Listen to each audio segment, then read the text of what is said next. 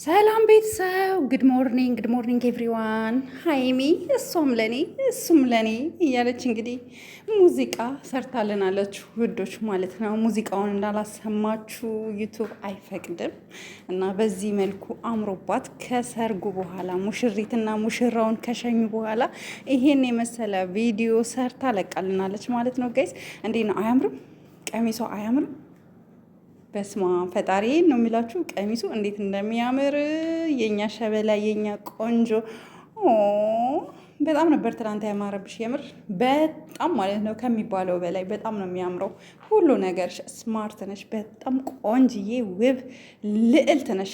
ይገባሻል ጋይስ። አይገባትም? ይገባታል። የኛ ቆንጆ በጣም ነው የምታምሪው የምር ከዓይን ያውጣሽ ብለናል። ሸበላውና ሸበሌት እንግዲህ ዛሬ በቤታችሁ እንጠብቃችኋለን፣ እንዳትቀሩ። ለዚህ ቤት አዲስ የሆናችሁ ላይክ፣ ሼር፣ ሰብስክራይብ አድርጉ ውዶችዬ።